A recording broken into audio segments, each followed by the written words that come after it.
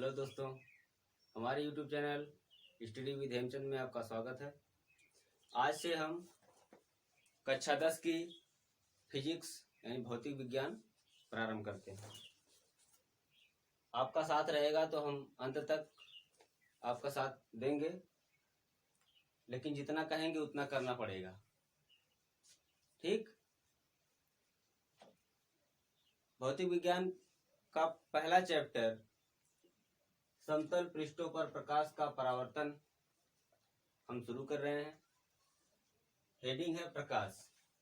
इससे पहले मैं बता दूं आपको कि इस लॉकडाउन में फंसे हुए जितने भी बच्चे हैं, घर बैठे हुए हैं, पढ़ नहीं पा रहे हैं, उनको इस वीडियो के माध्यम से शेयर करिए ताकि अधिक से अधिक बच्चों तक पहुंच सके और वो घर बैठे इसका लाभ ले सकें। चलिए तो हम शुरू करते हैं। पहले हम देखेंगे कि प्रकाश क्या है। प्रकाश आप सभी ने देखा होगा कि मैंने जब कहा प्रकाश क्या है तो बच्चों के दिमाग में एक बात आई होगी कि प्रकाश जो उजाला होता है वही प्रकाश होता है। सही सोच रहे हैं आप, गलत नहीं सोच रहे हैं। लेकिन आप जब परीक्षा में बैठेंगे तो इसकी परिभाषा लिखनी पड़ेगी। आएगा कि प्रकाश क्या है तो आप वहां ये लिख करके नहीं आएंगे कि उजाला वही प्रकाश होता है।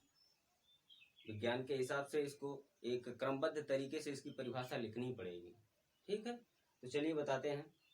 जैसे हम अगर रात में सोए हैं, अचानक नींद खुली तो हमको कुछ दिखाई नहीं देता है ना। लेकिन अगर लाइट जलाएं या मोबाइल आपके पास है, मोबाइल खोलें तो तुरंत दिखाई देने लगता है। ऐसा क्यों होता है? क्योंकि प्रकाश हमारी दृष्टि ज्ञान को जागृत करता है ना। तो प्रकाश एक ऐसी ऊर्जा है जिसके माध्यम से हम किसी अन्य वस्तु को देख सकते हैं, या प्रकाश वह ऊर्जा है जिसकी सहायता से वस्तुएं दिखाई देती हैं। चलिए मेरे साथ साथ लिखते चलिए। कॉपी कलम निकाल करके आराम से बैठ जाइए। बुक निकाल लीजिए, कॉपी निकाल लीजिए, कलम निकाल लीजिए, ठीक है। उसके बाद लिखते चलिए मेरे साथ साथ जो मैं बोलता हूं। लिखिए, प्रकाश एक प्रकार की ऊर्जा है जो वस्तुओं को देखने में हमारी सहायता करती है। जब प्रकाश हमारी आंख के रेटिना पर पड़ता है, जब प्रकाश किसी वस्तु पर पड़ता है और उस वस्तु से टकराकर सीधी हमारी आंख पर पड़ता है, तब हमको वस्तुएं दिखाई देती हैं। ऐसे आपको लिखना पड़ेगा। अब जैसे मैं बता दूं आपको, ये एक व्यक्ति है, ठीक, और ये मान लीजिए कोई वस्तु है। अब प्रकाश इस पे जब पड़ेगा तो ये वस्तु हमें तभी दिखाई देगी जब ये प्रकाश परावर्तित होकर के हमारी आंख पर आएगा, तब जाके हम इस वस्तु को देख पाएंगे। ऐसे ऐसे आप चित्र भी बनाते चलिएगा, ठीक है। आगे प्रकाश का स्रोत, अगली हेडिंग है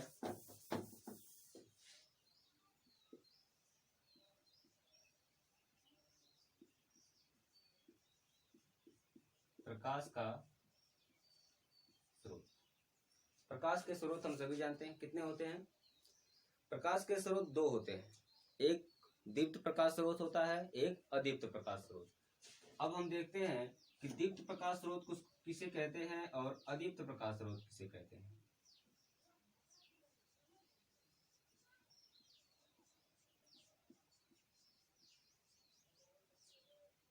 दीप्त माने जो स्वयं जलता हो, जैसे सूर्य हो गया, तारे हो गए, लाइट हो गई मतलब टार्च, और लालटेन हो गई, लैंप हो गया, एक देहाती भाषा में कहते हैं डेवरी, डेवरी हो गई, है ना। हाँ, तो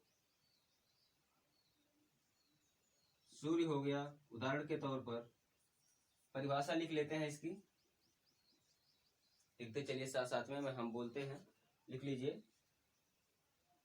वे प्रकाश स्रोत जो स्वयं से प्रकाश का उत्सर्जन करते हैं उन्हें हम दीप्त प्रकाश स्रोत कहते हैं। लिखेंगे, वे प्रकाश स्रोत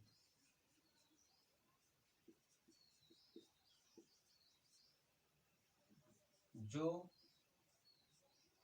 स्वयं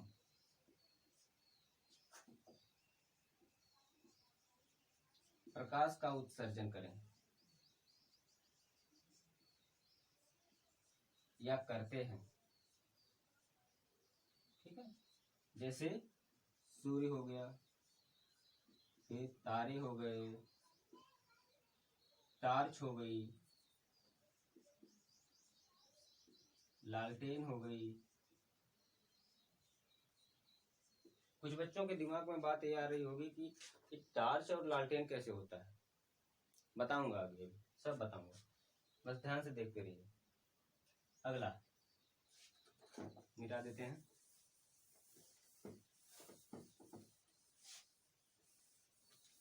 दीप्त पढ़ लिए, अदीप्त चलते हैं। दूसरा नंबर अदीप्त प्रकाश स्रोत।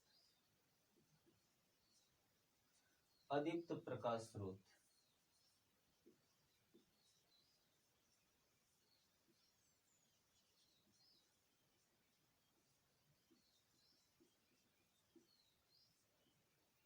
अदीप्त प्रकाश स्रोत वे प्रकाश स्रोत जो खुद से प्रकाश का उत्सर्जन नहीं कर सकते।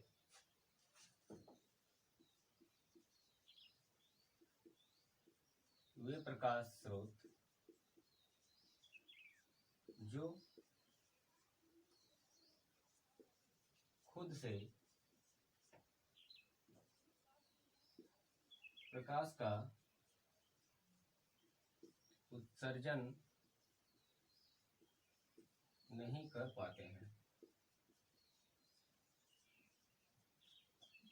हम जो बोल रहे हैं उसको लिखते चलिए, हमारे इन शब्दों को मत देखिएगा कि हो सकता है कोई शब्द बीच में छूट जाए, है ना, तो इसको मत छापिएगा, जो हम बोल रहे हैं उसको लिखिएगा। चलिए, जैसे उदाहरण के स्थान पे लिख लेते हैं।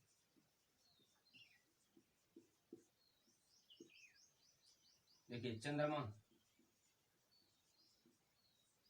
पत्थर।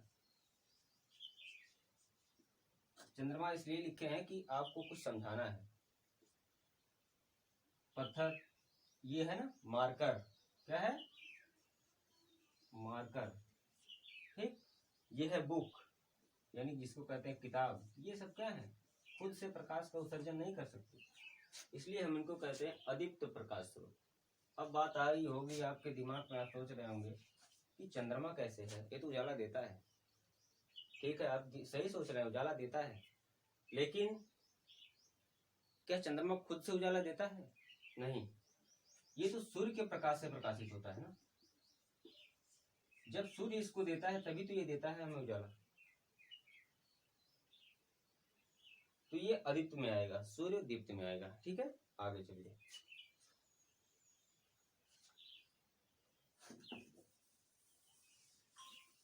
ध्यान से लिखते चलिएगा, एक एक शब्द ध्यान से पढ़ते चलिए और अंत तक साथ में बने रहिए।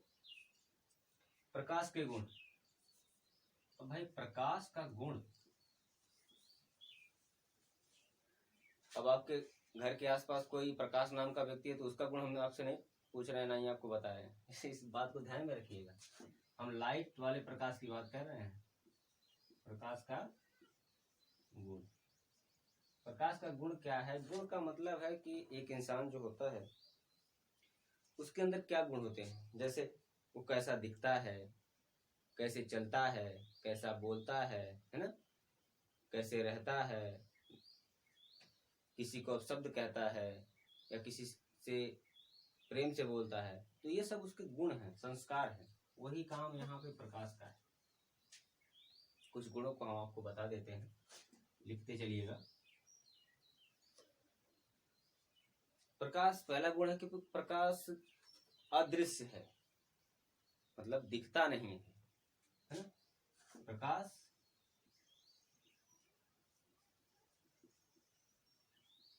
अदृश्य होता है, दिखाई नहीं देता, मतलब यही है इसका। अगला, प्रकाश एक सीधी रेखा में चलता है। कैसे, अभी बताते हैं। प्रकाश एक सीधी रेखा में चलता है, ठीक, यहाँ लिख लीजिए, चलता है। ठीक है, आगे। सीधी रेखा का मतलब ये हो गया आप यहाँ पे क्या करिए, एक लैंप बना लीजिए। जैसे आपको समझा देते हैं, कल्पना कर लीजिए दिमाग में, अपने अपने दिमाग में सोचिए थोड़ी बात। मान लीजिए ये लैंप है, आपके घर पे लैंप होगा, डबरी होगी, लाइट होगा, जो भी है ना। थोड़ा सा भाई मैं इतना बड़ा कलाकार नहीं हूँ, ये भी आपको समझाने के लिए बना रहा हूँ, है ना। देखते रहिए। तो अब ये लैंप क्या कर रहा है, बेचारा जल रहा है। हमने क्या कर लिया, दबती ले लीजिए कोई 2-3 ठो, उसमें होल कर दीजिए। लेकिन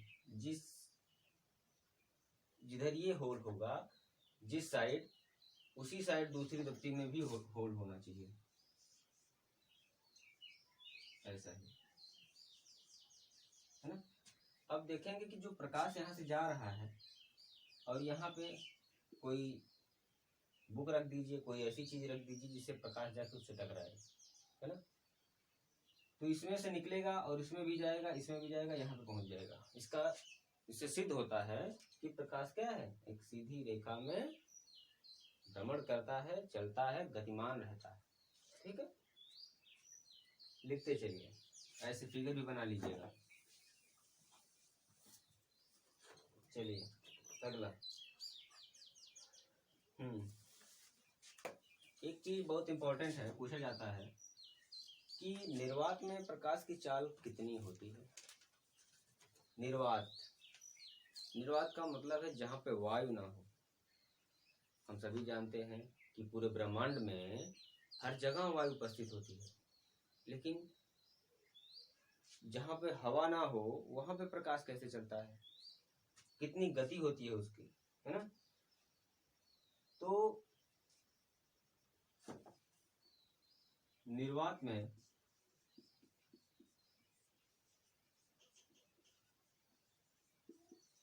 प्रकाश की चाल 3×10⁸ मीटर प्रति सेकंड होती है। क्या होती है बच्चों, प्रति सेकंड।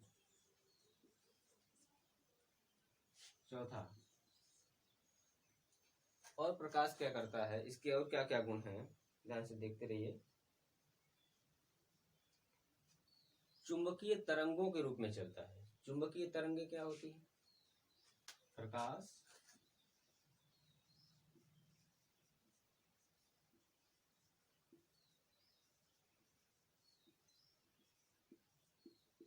चुंबकीय तरंगों के रूप में चलता है। नंबर 5, प्रकाश के और क्या गुण है। जैसे आप धूप में एक शीशा लेके, बहुत लोग घर पे खेलते होंगे, जैसे धूप सामने से सूर्य प्रकाश दे रहा है तो शीशा को चमकाते हैं इधर उधर इधर उधर, है ना। तो ये भी गुण है कि किसी समतल पृष्ठ पे जब प्रकाश पड़ता है तो क्या होता है, दूसरे दिशा में डाइवर्ट हो जाता है या परावर्तित हो जाता है ना। तो लिखेंगे प्रकाश किसी समतल सतह पर, समतल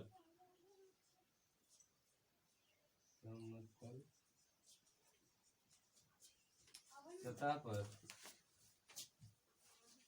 पड़ने से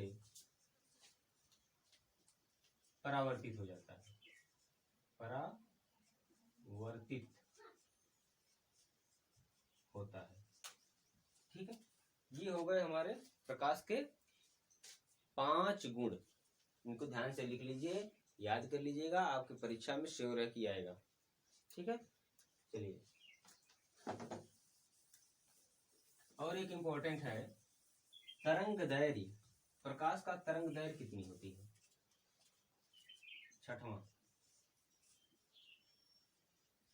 प्रकाश की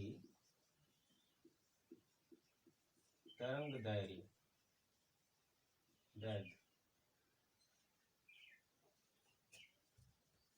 4000 एंगस्ट्रॉम। ये ए बना करके उसके ऊपर छोटा सा जीरो है ना, ऐसे ए बना करके छोटा सा जीरो। तो 4000 एंगस्ट्रॉम से 8000 एंगस्ट्रॉम तक होती है। ये इसका मेन बहुत इम्पोर्टेंट जो है क्या है, गुण है ना। इतने ही गुण आएंगे आपको। एक और लिखना चाहते हैं तो लिख लीजिए। प्रकाश जो है वो पारदर्शी माध्यम है। पारदर्शी का मतलब प्रकाश बीच से अगर गुजर रहा है, लाइट आप जला रहे हैं, इधर से यहाँ से प्रकाश निकल रहा है, तो हम प्रकाश के उधर भी देख सकते हैं, इधर भी देख सकते हैं, है ना। तो प्रकाश एक पारदर्शी माध्यम है। प्रकाश एक पारदर्शी माध्यम है, ठीक है। इसके बाद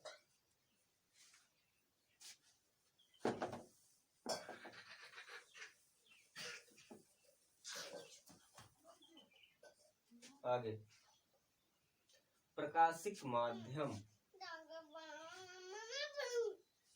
प्रकाशिक माध्यम अगली हेडिंग है प्रकाशिक माध्यम। एक मिनट,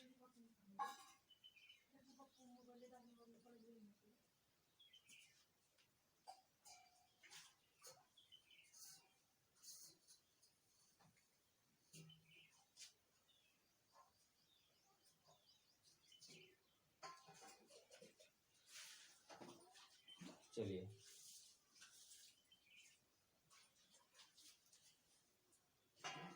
दूसरे दोस्तों को भी सब्सक्राइब करते रहिए, शेयर करते रहिए, सब्सक्राइब करते रहिए, ताकि वीडियो से और लोगों को भी लाभ मिल सके, है?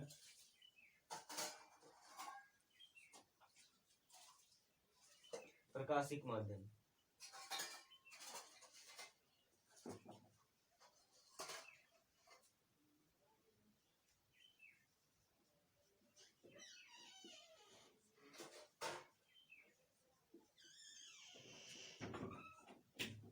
प्रकाशिक माध्यम क्या होता है? पहले तो प्रकाशिक माध्यम के बारे में इसकी परिभाषा हम समझ लेते हैं, उसके बाद आगे बढ़ते हैं। प्रकाशिक माध्यम मतलब, माध्यम का मतलब है साधन या जरिया। प्रकाश किस किस के माध्यम से, किस किस साधन से आगे बढ़ सकता है ना। तो कभी कभी प्रकाशिक माध्यम की डिफिनेशन आपसे पूछी जा सकती है, परिभाषा पूछी जा सकती है, तो कैसे लिखेंगे? प्रकाशिक माध्यम वह साधन है। माध्यम को साधन में जरूर बदलेंगे या जरिया बोलेंगे, ये नहीं कहेंगे कि प्रकाशिक माध्यम वह माध्यम है। जब आप माध्यम को ही नहीं जानेंगे फिर तो कैसे डिफाइन करेंगे। तो प्रकाशिक माध्यम वह साधन है या वह जरिया है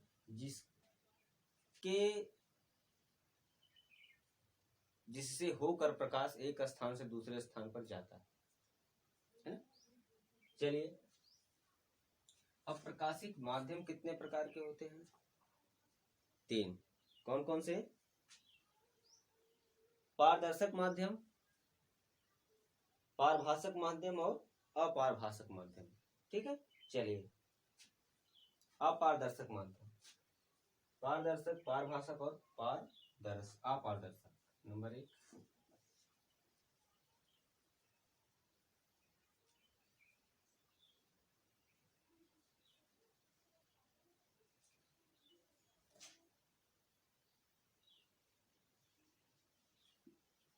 पारदर्शक माध्यम। मेरे साथ साथ लिखते चलिए, हम बोल रहे हैं पारदर्शक। पार का मतलब पार करके, है ना। सीधे सीधे समझ लीजिए, जब प्रकाश किसी ऐसे माध्यम को पार करके निकल जाता है यानी गुजर जाता है, तो उसको हम कहते हैं पारदर्शक माध्यम। अब जैसे पानी है, अगर बीच में पानी है और प्रकाश इधर से हम लाइट जला रहे हैं, ये ध्यान में रहे कि ये पात्र जो है, जिस पात्र में भरा है उसकी हम बात नहीं कर रहे हैं, हम केवल बात कर रहे हैं इस पानी की, है ना। तो इसको छेद करके प्रकाश इधर निकल जाएगा, ठीक है। या हवा है, हवा तो हर जगह रहती है, जब हम लाइट जलाएंगे प्रकाश निकल जाएगा स्थान से दूसरे स्थान, तो वो क्या है? पारदर्शक माध्यम। ऐसा माध्यम जिससे प्रकाश एक स्थान से दूसरे स्थान पर जा सकता है, जिससे गुजर करके। फिर से लिख लीजिए इसकी परिभाषा। जिन माध्यमों में से निकल करके, जिन माध्यमों में से गुजर करके प्रकाश एक स्थान से दूसरे स्थान पे चला जाए, उन्हें हम पारदर्शक माध्यम कहते हैं। ठीक है, जैसे लिख लेंगे यहाँ पे हवा, पानी। ठीक है, 2 एग्जाम्पल बहुत है। अगला है पारभाषक, या पारभाषक को अल्प पारदर्शक भी कहते हैं। पारभाषक, या इसको कहते हैं अल्प पारदर्शक, है ना, माध्यम। तो पारभाषक या अल्प पारदर्शक माध्यम जिनमें से प्रकाश आंशिक रूप से, कैसे आंशिक रूप से, मतलब थोड़ा थोड़ा निकल सके। थोड़ा थोड़ा कैसे निकलेगा, है? तो वे प्रकाशिक माध्यम जिनसे प्रकाश थोड़ा थोड़ा गुजरे, आंशिक रूप से गुजरे। इसमें क्या था, पारदर्शक माध्यम में पूरी तरह मतलब अधिकांशतः प्रकाश का भाग बाहर निकल जाता था, लेकिन पारभाषक में अल्प माने थोड़ा थोड़ा, यानी आंशिक रूप से प्रकाश एक स्थान से दूसरे स्थान पे जाता है। लिख लीजिए, जब प्रकाश, ऐसा प्रकाशिक माध्यम जब प्रकाश उसमें से आंशिक रूप से गुजरता है तो उसको पारभाषक या अल्प पारदर्शक माध्यम कहते हैं। ठीक है, जैसे घिसा हुआ कांच, अगर शीशे को रगड़ दिया जाए, जो दोनों तरफ से दिखे उसको रगड़ दिया जाए, तो उसमें से हल्का हल्का प्रकाश गुजरेगा। लेकिन शीशा वैसा अगर घिसा हुआ ना हो तो प्रकाश पूरी तरह से गुजरेगा, तब वो इसका उदाहरण हो जाएगा, केवल कांच। और यहाँ पे अगर घिसा हुआ कांच है तो ये इसका उदाहरण बन जाएगा। और इसमें उदाहरण है तेल लगा कागज, तेल लगा कागज। ये हो गया पारभाषक या अल्प पारदर्शक माध्यम का उदाहरण। तीसरा है अपारदर्शक।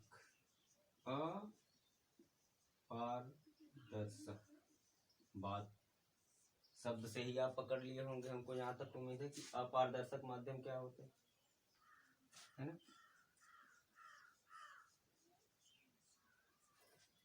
अपारदर्शक माध्यम क्या होते हैं? वे माध्यम जिनसे प्रकाश बिल्कुल नहीं गुजर सकता, एकदम गुजर ही नहीं सकता।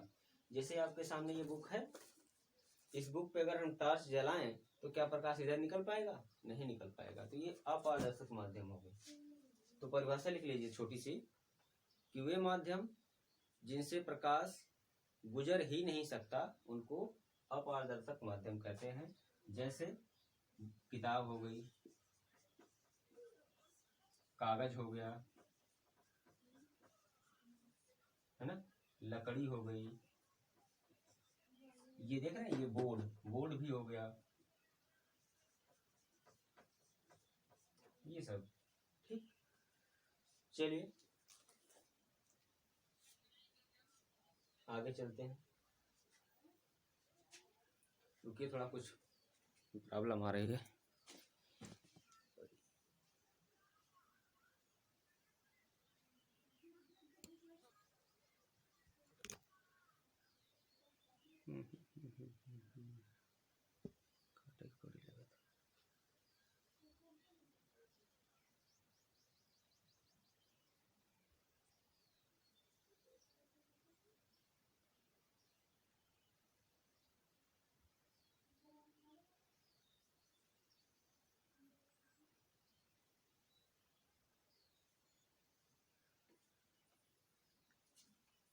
चलिए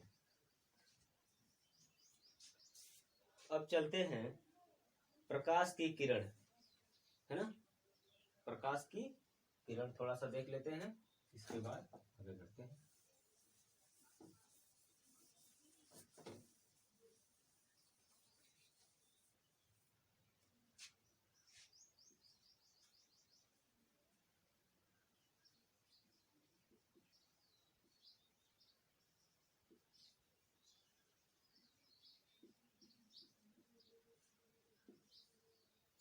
प्रकाश की किरण किसको कहते हैं, है ना? ध्यान से देखेंगे, बहुत मजेदार चीज है, समझ में खूब आएगा।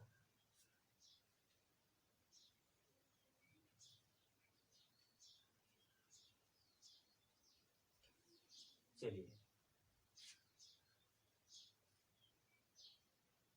हम सभी जानते हैं कि जब कोई भी प्रकाश किसी पारदर्शी माध्यम में ही पूरी तरह से गमन कर सकता है ना, चल सकता है।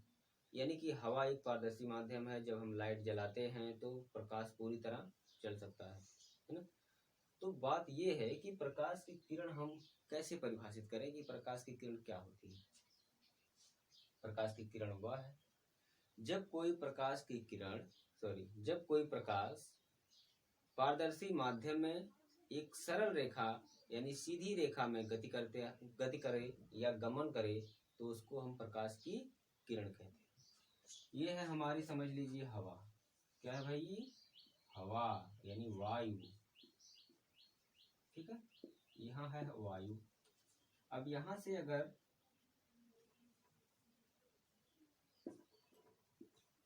अगर हमारी प्रकाश, हम यहाँ पे लाइट जलाते हैं, है ना, समझ लीजिए इस तरह से कुछ है, लाइट जलाते हैं तो यहाँ से किरणें निकलेंगी, प्रकाश निकलेगा, तो ये इसको छेदते हुए सीधी रेखा में जाएंगी। क्यों? क्योंकि हम प्रकाश के गुण में पढ़ चुके हैं कि प्रकाश एक सीधी रेखा में चलता है। तो हम कहेंगे ये वायु जो है एक पारदर्शी माध्यम है ना। जब कोई प्रकाश पारदर्शी माध्यम में एक सरल रेखा में गति करता है तो हम उसे प्रकाश की किरण कहते हैं। ठीक है, चलिए,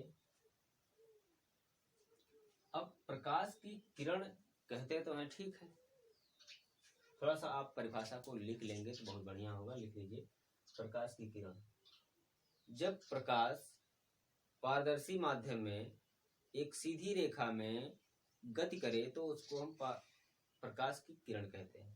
ठीक है, हो गया। आगे अब हम देखेंगे, ये फिगर बना लीजिएगा कि प्रकाश की किरण तो हो गया, लेकिन अब ये होते कितने प्रकार के हैं। प्रकाश की किरण होती है दो प्रकार की। प्रकाश की किरण के दो प्रकार होते हैं, एक होता है अभिसारी किरण पुंज, एक होता है अपसारी किरण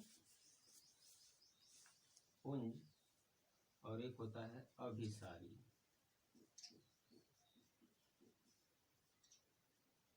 किरण पुंज। ठीक है, अपसारी का मतलब ये होता है, अभि का मतलब होता है एक, अभि माने अभि, और अप माने फैलना होता है। क्या होता है? फैलना। जब कोई प्रकाश की किरण किसी एक बिंदु से निकले और वो फैलती हुई प्रतीत होती है, इस तरह से फैल कर जाती है। जैसे आपकी लाइट हो गई ना, टार्च हो गया आपका, तो यहाँ से ये निकलेगी कुछ इस तरह से, तो आपकी लाइट से जो किरणें निकलती हैं वो अपसारी होती हैं। क्या होती हैं? अपसारी। यहाँ से निकलेगी लाइट से तो फैलती हुई जाएगी, ये हुई अपसारी। परिभाषा लिख लेंगे थोड़ा सा।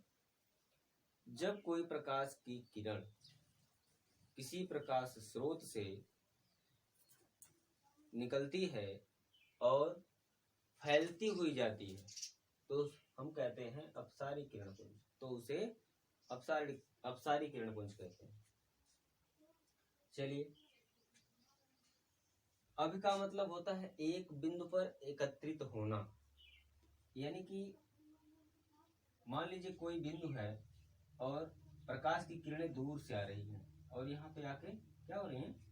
एकत्रित हो जा रही हैं, ऐसे कुछ ऐसे हो जा रही हैं, है ना। तो इसको हम कहते हैं अभिसारी किरण पुंज।